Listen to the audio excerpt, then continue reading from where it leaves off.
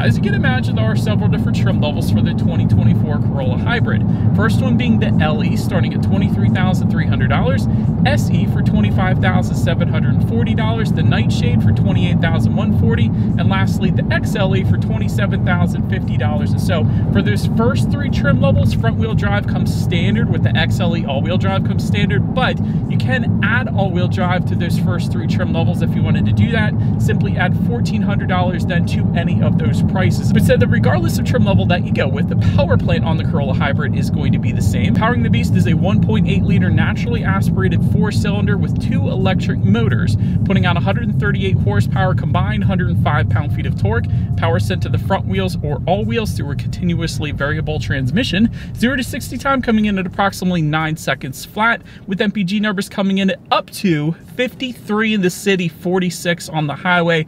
It is going to depend on the configuration, whether you go with front-wheel drive or all-wheel drive, all that fun stuff. So in our SE all-wheel drive that we have today, this one comes in at 47 in the city, 41 on the highway. So still plenty respectable for an all-wheel drive car taking regular unleaded fuel. And so before we do any kind of fun acceleration test here in the Corolla Hybrid, wanted to mention you guys the drive modes. There's plenty of them. There's actually a toggle switch located just in front of the shifter. A toggle switch will give you normal, sport, eco, and EV mode. And by the way, this only applies to the SE and Nightshade trim levels, but essentially adjusting things like the shift points and the throttle response. So now having got all of that out of the way, let's go ahead and find a straightaway. Let's put the Corolla Hybrid here to the test. Gotta love, I'm in EV mode right now, by the way, because I am stuck behind some kind of construction and the car is essentially not operating on gas at all. So this is saving me all kinds of MPGs right now. So you gotta love that for stop and go traffic. But anyways, let's find that straightaway. Let's put the acceleration to the test and let's see how quickly we can get this one here up to speed. All right, in 3,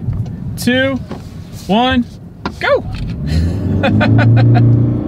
That instant acceleration because of the two electric motors is nice. Let me start by saying that.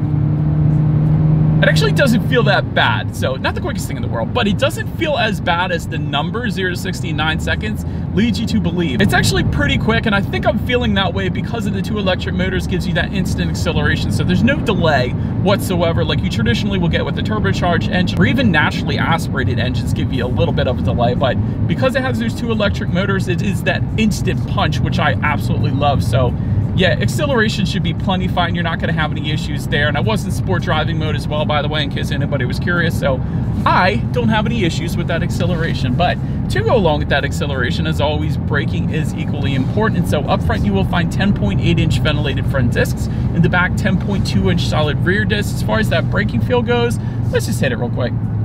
It's not bad. It's certainly on the firmer side of things, which I can definitely appreciate. Not a soft braking feel whatsoever, so it does bring you to a pretty nice stop without a doubt. Then touching on suspension and handling, up front you're going to get an independent McPherson strut front suspension. In the back, independent multi-link rear suspension, front stabilizer bar as well. As far as ride quality goes, it's been perfectly fine in my short little test drive here today. These are some pretty darn smooth roads, I will say that, but like I said, I've had no issues whatsoever when it comes to ride quality, and that's something the Corolla typically does pretty darn well in its class. It does give you a little better ride quality when you compare it to the competition like the Civic or like the Sentra, things like that. Those are nice in their own right, but in terms of ride quality, in my opinion at least, after driving nearly 900 cars, the Corolla is the smoothest in terms of its class, so I do like that. As far as steering feel goes, it's okay. It actually feels a little bit heavier than the non-hybrid Corolla, so I do like that. It's definitely heavier than the non-hybrid Corolla, I'll say that. So I do like the steering feel in this thing, no issues there. As far as cabin noise goes, really the only thing I'm getting, a little bit of wind noise, not so much road noise, and a good bit of engine noise. That's the one that's really pronounced, but if you're a car guy or girl, that engine noise shouldn't bother you, so I personally don't have any issues there.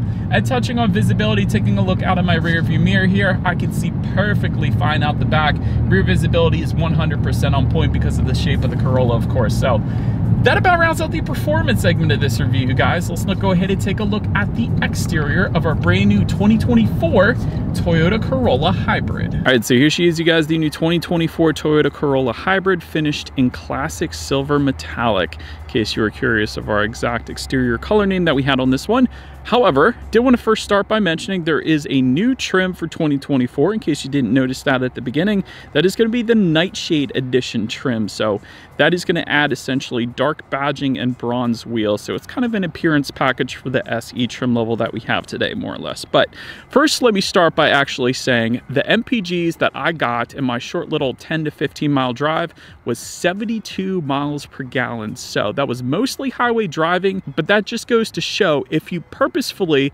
try to drive economically, I guess you could call it, it is very possible that you can absolutely crush the MPG numbers that are listed on this particular car. So 72 MPGs is what I ended up getting in my short little 10 to 15 mile drive. So that was mostly highway driving, but that's pretty darn good. But as always, let's go ahead and start with where this one is made. Taking a look at the VIN, first character is the letter J, indicating that the new Corolla Hybrid is built and assembled still in Japan, as it should be in my opinion. But let's go ahead and start up front. Front fascia, of course, will differ between the LE and the SE trim levels. The SE trims are going to give you more gloss black accents, more of an aggressive appearance up front. LE trim is going to give you more of a subdued appearance, I guess you could say. It still looks good though, in my personal opinion. To the sides, LED headlights do come standard with LED daytime running lights for all trim levels. Do get the automatic feature as well, meaning when it starts to get dark at night, the headlights will turn on automatically for you there. Also get automatic high beams for all trim levels. So if you have your high beams on at night and it senses a vehicle coming in the opposite direction, it's going to automatically dim them back to low beams. Then when that vehicle is gone, it's going to automatically bounce back up the high beams. So very convenient feature there. I love that one. LED accent lighting coming on the SE and the Nightshade trims. You guys can see that down below, kind of as an extension to the front grille there.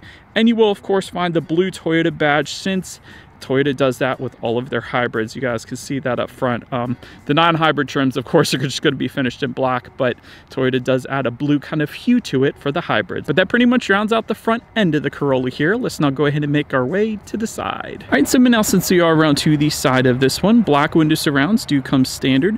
Body colored power adjustable side mirrors coming standard on all trim levels but the Nightshade, because of course the Nightshade trim is going to give you gloss black side mirrors. Then taking a look down at the wheel setup, 16-inch steel wheels with covers coming with the LE, 16-inch alloys for the XLE, 18-inch graphite colored alloys for our SE trim. That's what you guys are looking at.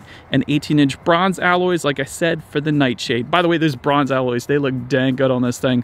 Also love that the all-wheel drive badging is found on the rear doors there, since we have the all-wheel drive setup. So gotta love that for the cold wintry months in the mountains here in Western Maryland. But that pretty much rounds out the side profile. Let's now go ahead and make our way to the back. All right, so now since we are around to the back of this one, all the way to the top, you will find a body colored shark fin antenna. Just underneath of that, gloss black rear spoiler for the Nightshade, but then body colored rear spoiler for our SE trim that we have with us here today. Can find some trim level badging found on the rear trunk there. LED taillights do come standard on every trim level, so you gotta love that as well. I personally love the gloss black rear diffuser towards the bottom there. That's going to come on the SE and the Nightshade trims. It's not going to come, however, on the LE trim level, so I wanted to emphasize that. Then just below it all, you will find a single exhaust outlet, but with dual chrome tips for the SE and Nightshade trim levels only. So having said that, not sure if this is going to work because we got a hybrid here, but as always, let's give this a shot. Here is that exhaust clip.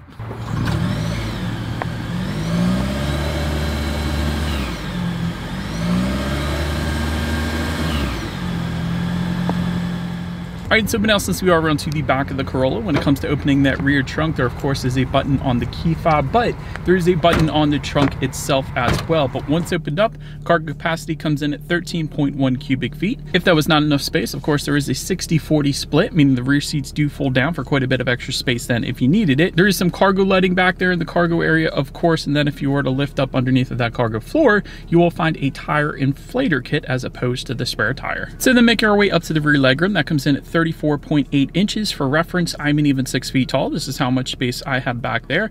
Rear center armrest with cup holders does actually come standard on all trim levels across the board. Dual rear USB charging ports, though, also coming standard on all trim levels across the board. That isn't always the case, so love seeing that back there. Then make our way up to the front seats, manually adjustable cloth seats coming with the LE trim level. Sport fabric inserts coming with the SE that we have today and the Nightshade. XLE then is going to add to that an 8-way power adjustable driver driver's seat, heated front seats, and a soft text upholstery finish as well. Overall, as far as seat comfort goes, Toyota and Lexus always do an amazing job with their seat comfort, and there's certainly no exception here. Excellent seat comfort when it comes to the Corolla. But then take a look at the steering wheel. It is tilt and telescoping, and it's going to be leather wrapped then for the SE trim level and up. So love that we had that.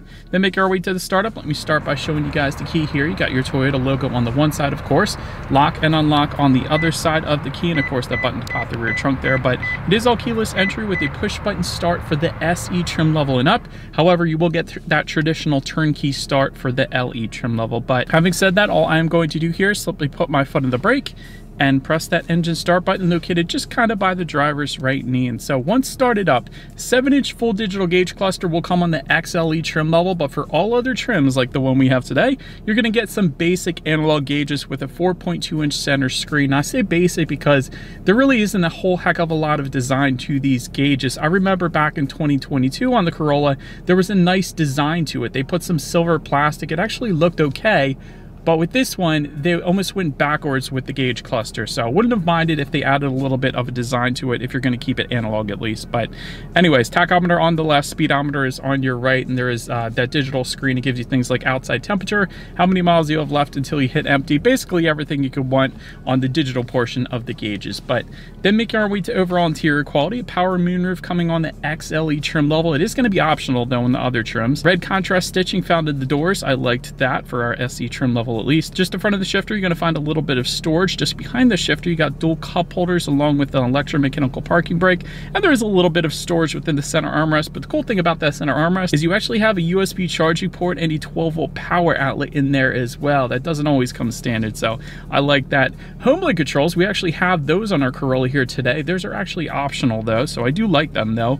And LED interior lighting, I love the design to it. It's reminiscent of what Mercedes does with their LED interior lighting. It's almost the exact same design, and I think it looks pretty darn good. Nice design element there. So overall, I personally don't have any issues with the interior quality in this thing. Then taking a look at the infotainment screen, 8-inch color touchscreen display is going to come standard across the board. Bluetooth and audio streaming, but one of my favorite parts, wireless Android Auto and Apple CarPlay for every single trim level. So gotta love that. No pesky wires. You can of course check out your car statistics up on that screen as well, along with your radio information. So when it comes to the sound system, 6 speakers is going to be the standard sound system for all trim levels across the board. However, there is an optional sound system for the XLE that is going to be a 9-speaker JBL sound system with an external amp and a subwoofer, but of course that's not the one we have today. We do have the 6-speaker one, of course. So having said that, what do you guys say? Let's go ahead and turn on the radio, see what we got playing today, and let's test out the clarity of this one. That's actually pretty good. It's nothing crazy, and it's not like an upgraded sound system or anything fancy, but for it not being an upgraded sound system, that's pretty good. The bass was all right, nothing crazy again. Clarity was pretty darn good as well, so personally for me, I don't have any issues with that sound system. So the last thing I wanted to mention to you guys on the infotainment screen is when you do put the Corolla in reverse, you will find a rear view camera coming standard across the board, letting you know who or what is behind you, which is always is going to lead us into safety. And so to start, IIHS top safety pick, so heck of a start right there. Front side curtain airbags do come standard. Driver's knee airbag, a front passenger seat cushion airbag, and rear seat mounted side airbags. That last one's like a $600-700 option with Mercedes and BMW, I know, so you gotta love that. Latch, of course, in the back as well, aka lower anchors and tethers for children for the rear car seats, rear child door locks, tire pressure monitoring system, but also coming standard Toyota Safety Sense 3.0 that gives you a pre-collision system with pedestrian detection, proactive driving assist, lane departure alert with steering assist, roadside assist, dynamic radar cruise control then as well. So overall, when it comes to my final thoughts here of the Corolla Hybrid, Toyota Hybrids are actually known for incredible reliability. I know some people question it when they're not familiar with Toyota Hybrids, but you just take a look at the Toyota Prius. It's one of the most reliable cars ever built. You constantly see those with over 300,000 miles, so don't worry about the battery, don't worry about the engine. Toyotas are known for reliability, and especially their hybrids are known for reliability. I remember reading an article about a Highlander hybrid that went over 1 million miles, so they just crush it. But crazy good MPGs in this thing as well. 72.4 MPGs, at least on my short little 10 to 15 mile drive that I had in this one. So that's pretty crazy, but good ride quality for a compact as well. I always say that, at least when you compare it to the competition, it's a lot smoother than a lot of them. Nice styling on the SE trims, especially like the rear diffuser in the back. All-wheel drive availability, that is something that Toyota didn't used to have for the Corolla, but now does. So I absolutely love that because it does snow where I'm at, so that's pretty cool. As far as room for improvement goes, the Corolla Hybrid is a little bit on the slower side of things, but having said that, it didn't feel that slow to me. But that kind of leads me into my next point. If you're considering getting a Corolla Hybrid in the Nightshade or XLE trims, personally for me, I would just go with the Prius because it's almost a performance car at this point, the new model at least. It's incredible handling. It's a heck of a lot quicker than this car. I personally think it looks better and it gets better MPGs. So same price point, you might as well get the Prius, at least if you can